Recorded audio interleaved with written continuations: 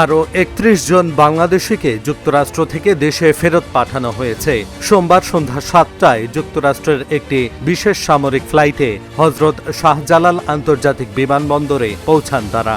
ফেরত আসা বাংলাদেশিরা জানান তাদেরকে প্রায় ৬০ ঘণ্টা হাতে হ্যান্ডকাফ ও শরীরে শেকল পরিয়ে রেখে দেশে আনা হয়েছে।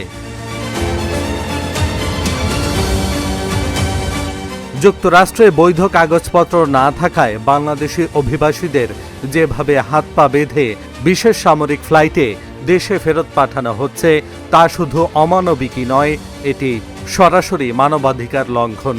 সম্প্রতি আরও ৩১ জনকে শেকলে বেঁধে ফেরত পাঠানো হয়েছে। এবছরের মোট সংখ্যা দাঁড়িয়েছে ২২২ জন। উদ্বেগের বিষয় হল এদের কেউই হত্যা, ধর্ষণ বা গুরুতর অপরাধে অভিযুক্ত নন।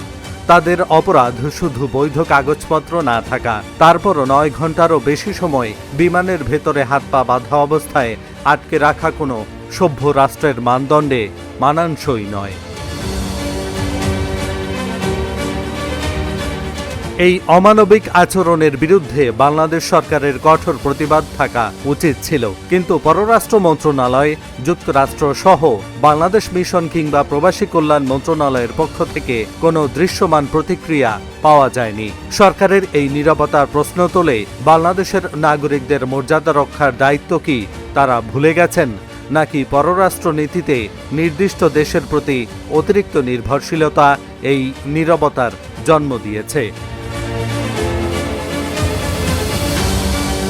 প্রবাসী শ্রমিকরা দেশের অর্থনীতির অন্যতম বড় শক্তি। তাদের কষ্টার্জিত রেমিটেন্সে দেশের বাজার সচল থাকে, মূল্যস্ফীতি নিয়ন্ত্রণে থাকে, বৈদেশিক মুদ্রার রিজার্ভ টিকে থাকে। অথচ সেই মানুষগুলো যখন বিদেশে অপমানিত হন, তখন রাষ্ট্রীয়ভাবে কোনো প্রতিবাদ না ওঠা অত্যন্ত হতাশাজনক। যুক্তরাষ্ট্রের অবশ্যই অবৈধ কাউকে ফেরত পাঠানোর অধিকার আছে, কিন্তু শেকল পরিয়ে যুদ্ধাপরাধীর মতো আচরণ করে নয়। এ ধরনের নিষ্ঠুরতা আন্তর্জাতিক মানবাধিকার নীতিরও লঙ্ঘন।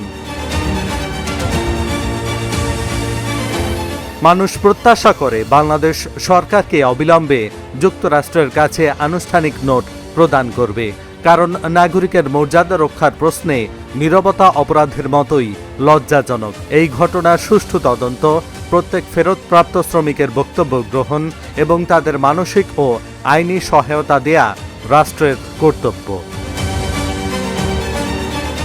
এহসানুল হক, ঢাকা জার্নাল।